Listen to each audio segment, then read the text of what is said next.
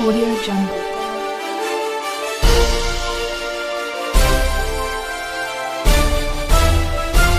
Audio Jungle.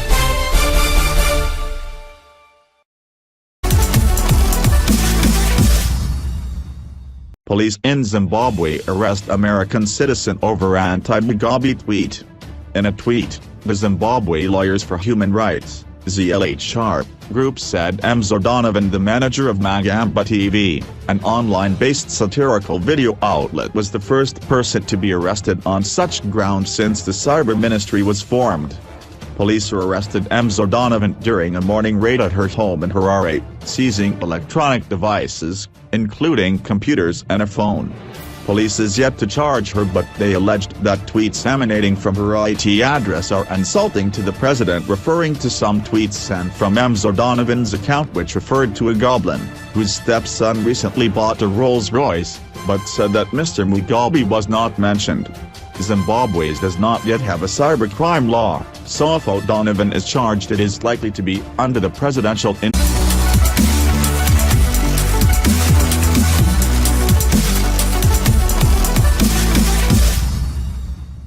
No hard feelings against Mugabe. President Emmerson Mnangagwa yesterday said he had no hard feelings against former President Robert Mugabe, as he believes most decisions he took during his last days in power were not of his own making but instead influenced by G40 criminals who took advantage of his advanced age. Mnangagwa claimed that he was in constant touch with the former leader. The new president made the revelations during a town hall meeting with youths in Harare.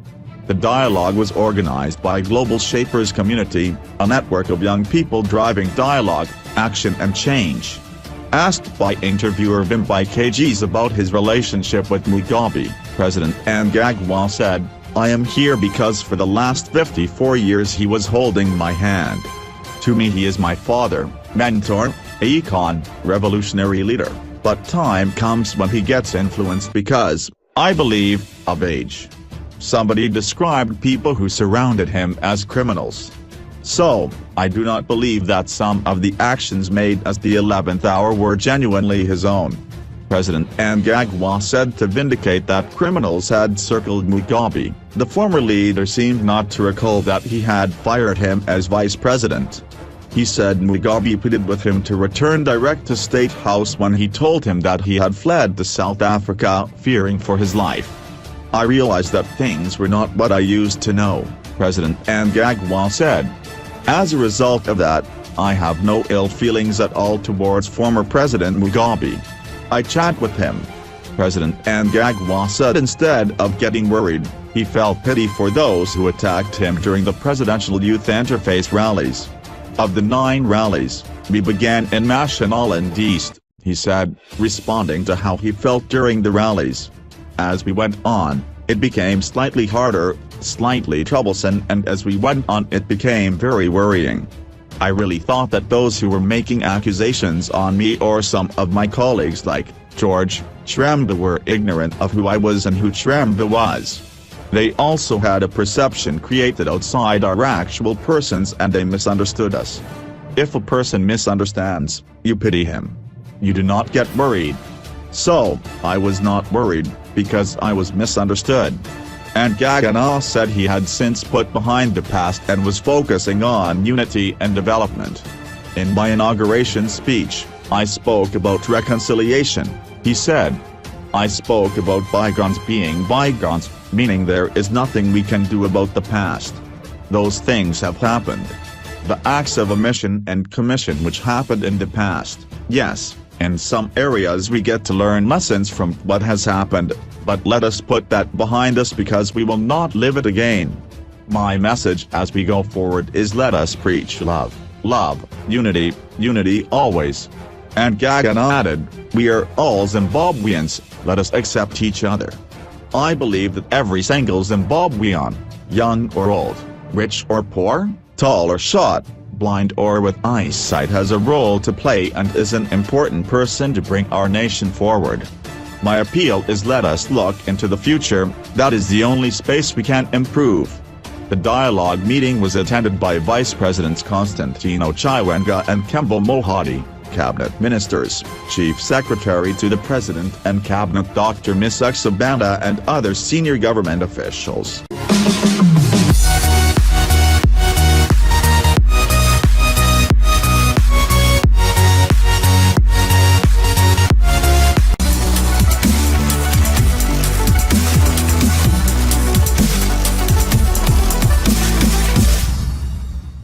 What is in Uzalo's Monsuza and Smangel's funeral pamphlet?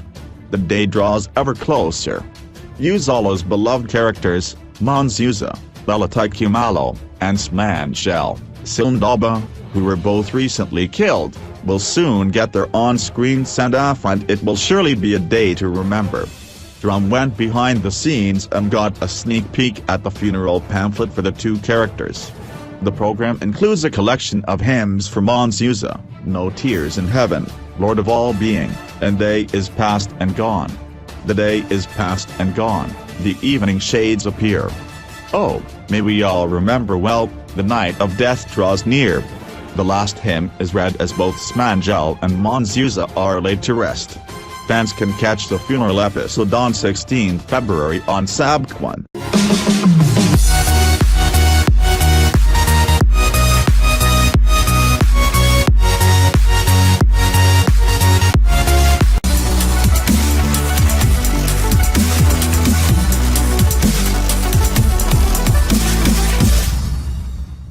Fake article that Bushiri arrested in U.S. for smuggling cocaine. False article published that Malayan prophet Shepherd Bushiri has been arrested in JFK Airport in New York on suspicion of drug trafficking and possession. The false news claimed that according to Fox News, 10 kilograms of cocaine was reportedly found on the baggage carousel on the pastor's flight from Johannesburg to New York. The bag containing the cocaine, which reportedly costs $1.5 million in street market value, was checked in from Johannesburg and is identical to a bag carried by the prophet. Bushiri, who is known for his extravagant lifestyle, has reportedly been released on $100,000 bail, and while his fingerprints were not found on the cocaine, immediate forensic tests have proved his connection.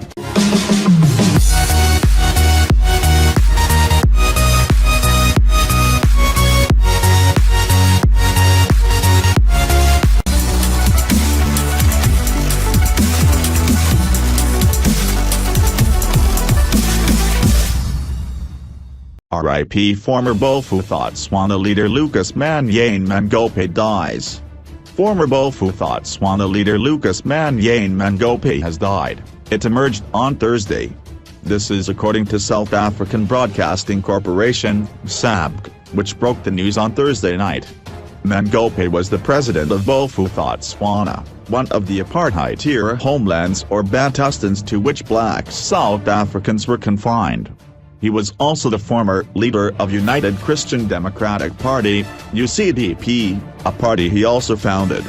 It remains unclear what the cause of death is at this stage. Tributes began pouring in on social media following news of the former leader's death. Many users took to Twitter to remember Mangope and passed their condolences to his family and friends.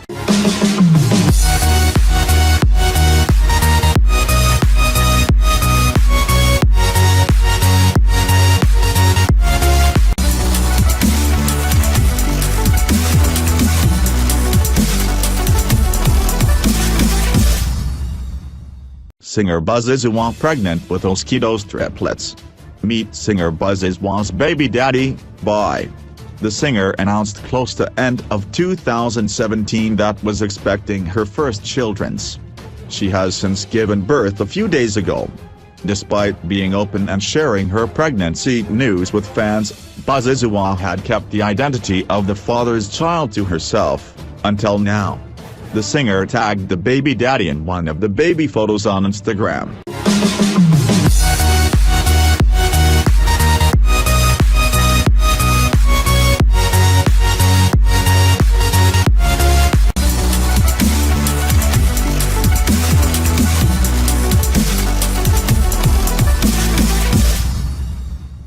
Sibong Almani, who accidentally received R14.1 meter apply for NSFAS in 2018, Sibong Almani, who accidentally received 14.1 million from NSFAS to her student account and went on a wild spending spree, now apply for student funding at NSFAS.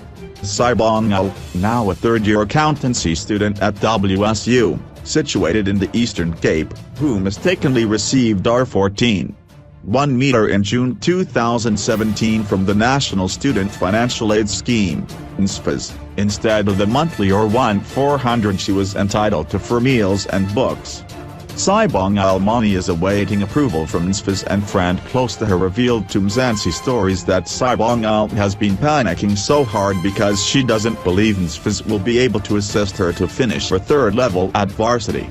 When we tried to call Sibong Almani for more details, her phone took us straight to voicemail.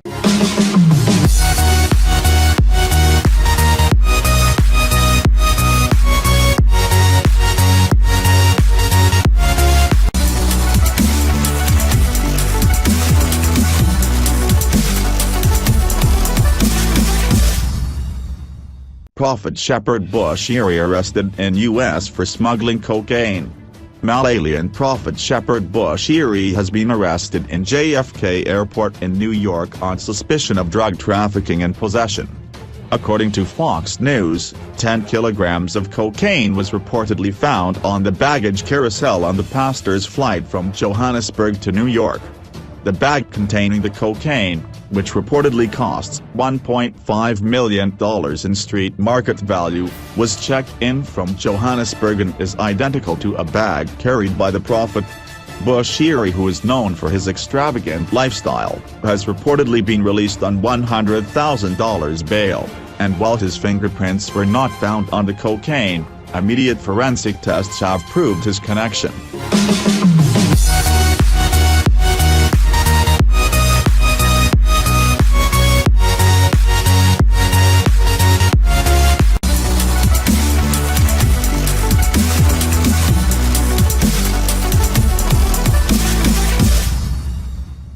Former Homeland leader Lucas Mangope dies.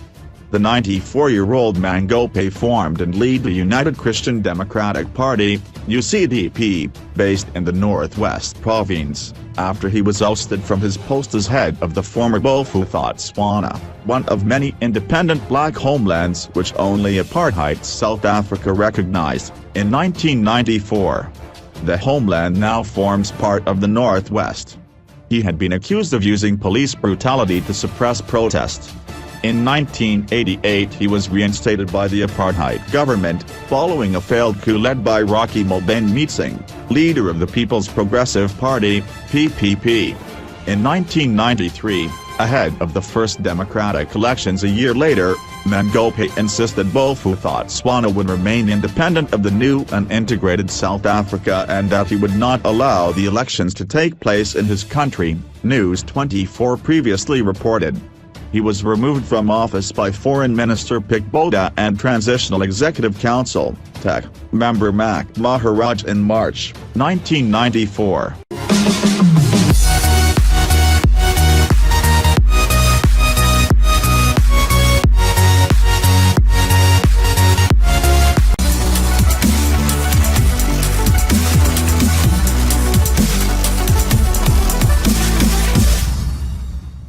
Mugabe-aligned police commissioners relieved of duties.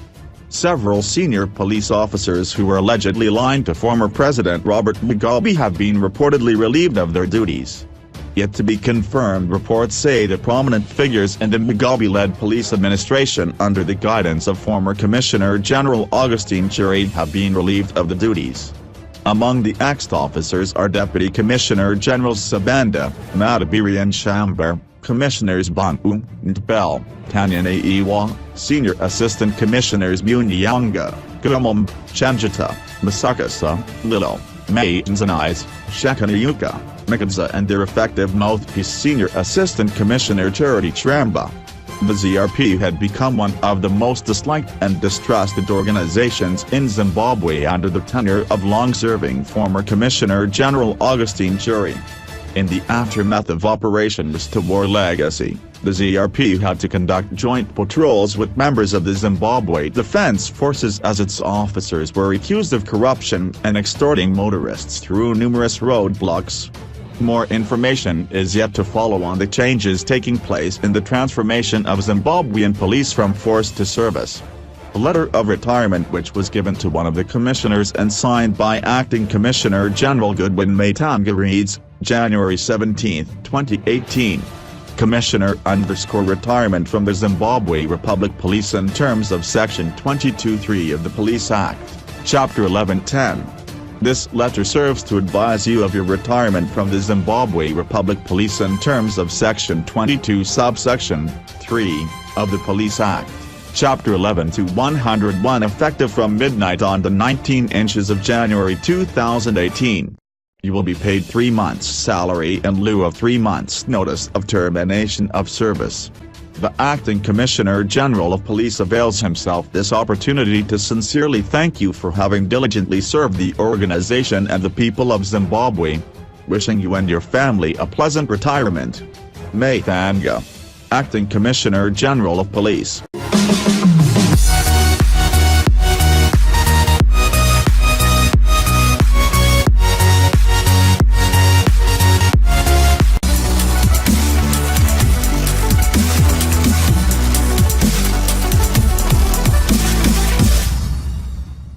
Latest on Wicknell Chiveo's controversial ZASA tender saga. The Parliamentary Portfolio Committee on Mines and Energy is putting pressure on government to implement the moribund Gananda solar energy project with haste, throwing the spotlight on flamboyant businessman Wicknell Chiveo once more. Chiveo was awarded a $200 million tender to roll out the project, which will feed into the national grid to ease the country's electricity woes. After consummating the power deal in October 2015, no meaningful progress has been achieved to bring the project to fruition.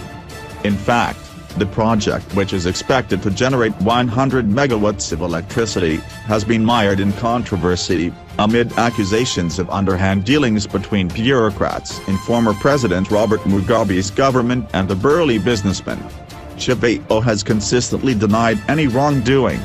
In a report presented in Parliament on Monday, the Portfolio Committee said the work that has been done on the energy project does not tally with the amount paid to the contractor. The committee is concerned to know that the work that has been done and the amount paid to the contractor does not tally, reads part of the report. To win back the people's confidence, it is recommended that the implementation of the project moves with speed so that tangible results are seen instead of continued reports that the project is still at the preparation stage of the project cycle. The committee further recommended that the Procurement Regulatory Authority Board should move with speed in coming up with a framework that will ensure that in future controversies that surround the Gwanda solar project do not occur again, such as the payment made in the absence of a performance bond. Chiveo has been staring down the barrel over the power deals which he signed with ZASA Holdings and its subsidiary, the Zimbabwe Power Company, ZPC. These deals have come under scrutiny after Intertrek apparently failed to deliver on them. ZPC senior management were recently arrested for advancing $5 million to Chiveo for this project's pre-commencement works, despite the fact that the businessman had not providing a performance guarantee as required by law. The performance guarantee acts as financial security and is supposed to be presented by the contractor before the commencement of works. It insulates the client in the event that the contractor fails to fulfill obligations set out in the contract. Apart from the Gananda project, Chiveo was also awarded a further $73 million for the refurbishment of the Harare Power Station, $163 million for the restoration of the Munyati Power Station, and $248 million for the Gerzi Power Project. An elite investigating unit, the National Economic Conduct Inspectorate, NESI, is currently digging into Chiveo's deals. NESI recently ordered him to submit his bank statements, contract documents and cash books as part of widening investigations into the ZASA deals. Chiveo's project has attracted a lot of attention, including from Member of Parliament. The situation was worsened by the media houses which provided conflicting statements regarding the project starters, noted the Portfolio Committee on Mines and Energy.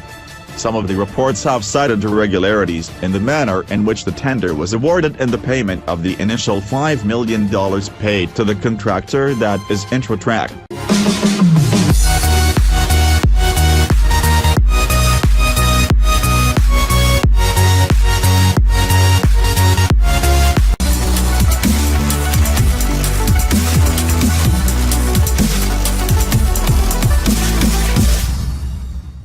President Mugabe may name Grace as his successor.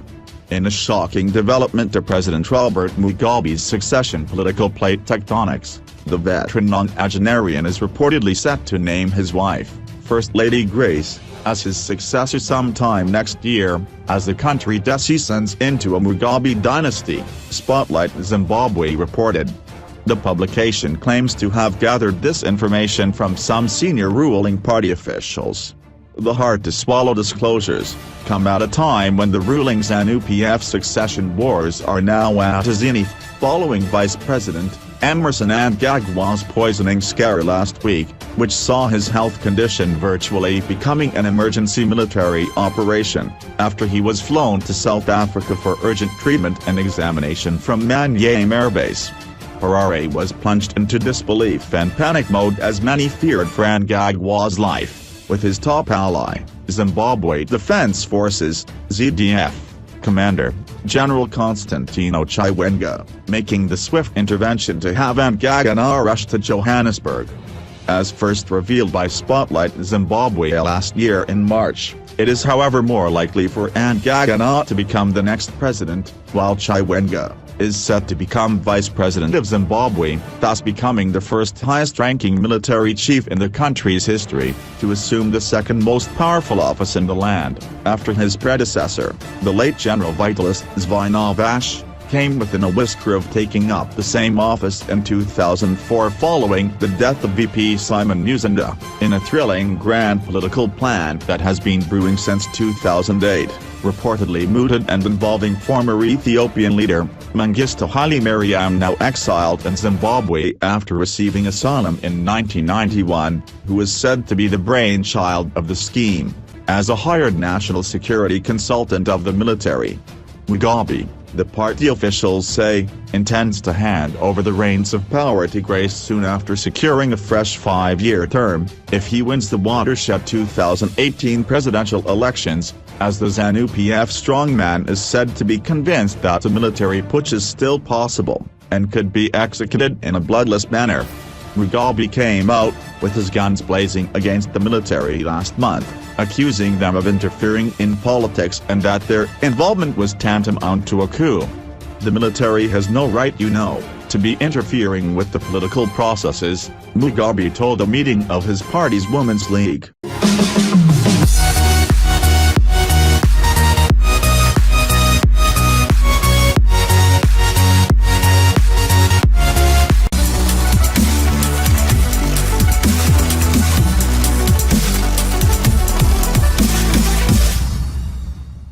Zodwa Bantu requests to meet Mugabe. Zimbabwe's President Robert Mugabe has an unlikely admirer in Zodwa Bantu, who before arrival in the country, was scared of being deported. Zodwa said before she made the trip to Zimbabwe some fans warned her to behave because that country's president is a strict man. They were telling me that Mugabe does not allow nonsense. And as a result I would not be allowed into Zimbabwe because I am too sexy. Some feel I will be half naked and that he, Mugabe, knows that I don't wear panties, she told local journalists. Having arrived with nothing but a celebrity welcome at the Joshua Mkabukunkamo airport, Zodwa felt at home. I would love to meet Mugabe if given a chance, she said.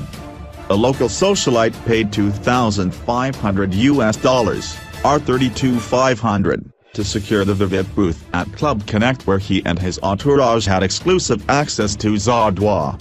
I don't live a fake life. This is me, I am not expensive. I am a cozy person. I love you all.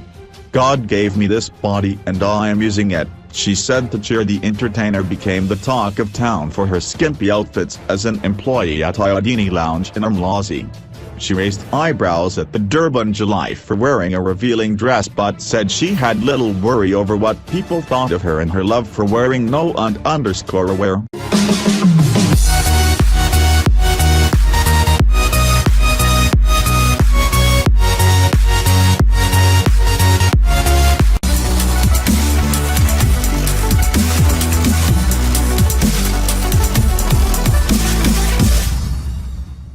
What happened the last time listeriosis broke out in South Africa? South Africa is in the fearful grip of the largest ever listeriosis outbreak in recorded human history. The disease has so far claimed 67 lives from 748 reported cases since the back end of last year. The infection is contracted through the bacteria Listeria, which can be found in vegetables as well as meat and dairy products. It thrives in warm, wet conditions and permeates the soil on farmland. Both animals and crops can be carriers of listeriosis, which finds its way to humans when we consume said products. To find out how you can avoid the illness, please read the listeriosis safety guide we put together earlier this month. The outbreak in Mzansi has health officials and ordinary citizens on high alert, just as it did previously. When was the last time listeriosis was found in South Africa? There were 7 cases reported between January 2015, September 2015. All of the cases were non-fatal, and reported at a tertiary hospital in the Western Cape. When was South Africa's last outbreak of listeriosis?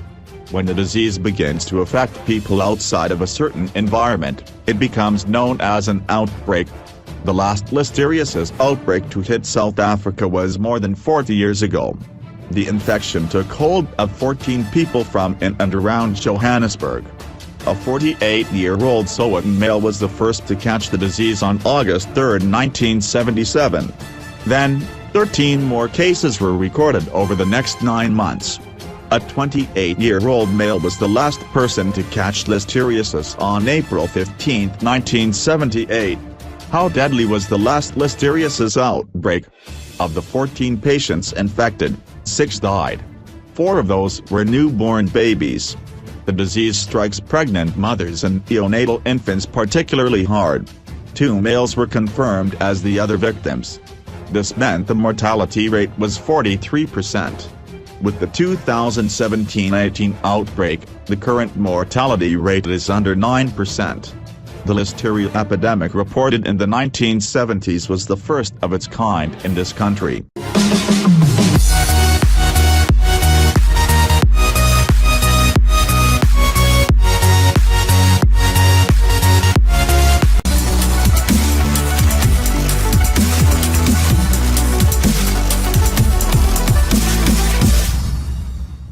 Bona Mugabe's husband Zimbabwe in hot soup as corruption investigations get serious. The Zimbabwe Anti-Corruption Commission, ZAC, is digging into the goings-on at Air Zimbabwe, AirZim, with its investigators keen on unraveling the nexus between former President Robert Mugabe's son-in-law and Zimbabwe Airways. The Daily News can report that the corruption watchdog is currently seized with matters relating to AirZim and Zimbabwe Airways, and is convinced that Zimbabwe, Mugabe's son-in-law, may assist in laying the facts bare because he was previously involved with both. ZAC Commissioner in charge of investigations Goodson Uni confirmed that Chikwa, who was married to Mugabe's only daughter, Bona, was under the radar. "We are investigating what happened at Air Zimbabwe, and we will give you more details when we are done with the investigations before end of week," he said. The investigations, according to insiders at ZAC, could extend to government officials who either facilitated the Zimbabwe Airways deal or had fiduciary responsibility over AirZim during the period when things fell apart at the parastatal. Zimbabwe Airways is said to be privately owned, although its ownership structure has remained a closely guarded secret as there are no records at the company registry of those behind it. It was expected to take to the skies in November last year, but its plans ran into serious complications following the change of guard at Munhumutapa building engineered by the military last November. Highly placed sources at ZAC told the Daily News that Transport Minister Joram Gumbo may not escape the investigations since he worked closely with Chikor before Mugabe's dramatic fall. Gumbo and Chikor had made several trips to Malaysia where Zimbabwe Airways acquired 4 second-hand Boeing 777 planes at an estimated combined cost of about $1 billion. This was after Malaysia Airlines, which has a fleet size in excess of 70 aircraft, revealed that it was disposing a fleet of Boeing 777s because it believed they were cursed after 2 of its planes, MH370 and MH317, were involved in disasters that cost lives. While Nguni refused to be drawn into whether Gumbo would be investigated, he insisted that ZAC will carry out its mandate without fear or favor.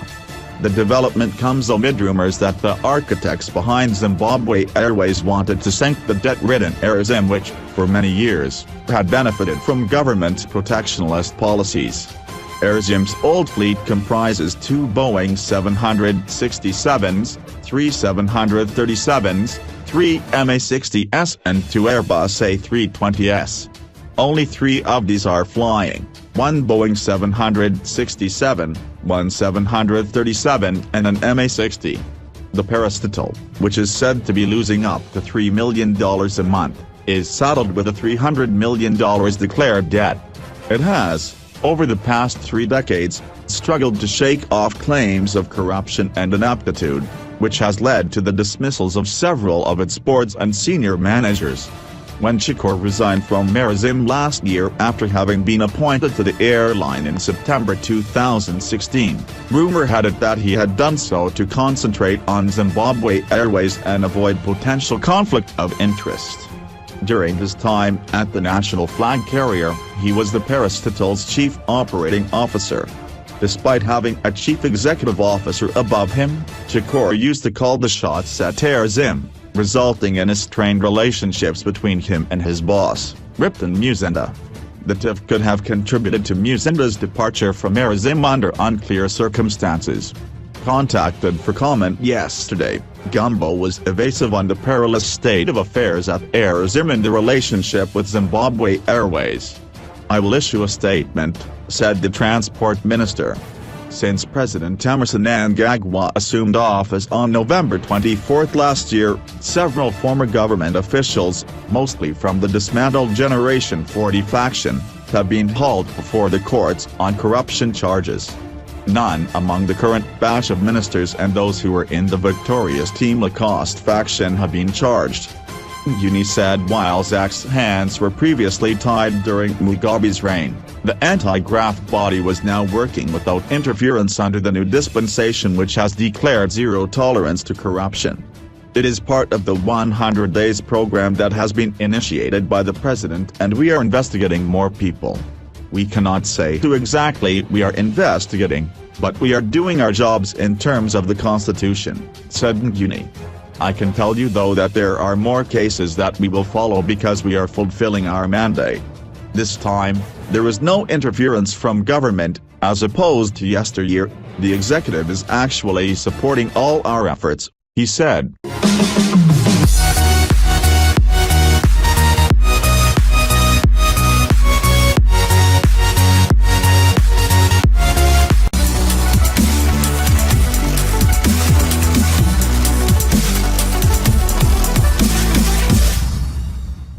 Kim Kardashian and Kanye West welcome baby via surrogate. Kim Kardashian and Kanye West welcomed their 3rd child together on Monday. Kim made the announcement on her app. "We are incredibly grateful to our surrogate who made our dreams come true with the greatest gift one could give, and to our wonderful doctors and nurses for their special care." The couple used the surrogate as Kim has placenta accreta, a life-threatening condition that caused complications during the birth of her 2nd child, Saint. U.S. celebrity site TMZ reported Kim was in the hospital delivery room when the surrogate gave birth and was the first person to have skin-to-skin contact with the baby.